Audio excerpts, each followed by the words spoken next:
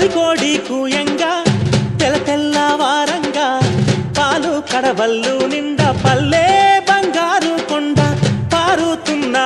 ఏరు పచ్చ పచ్చాని పైరు ముత్యాల ముగ్గుల్లో సిగ్గులొలికే పల్లె సంక్రాంతి సంబరాలు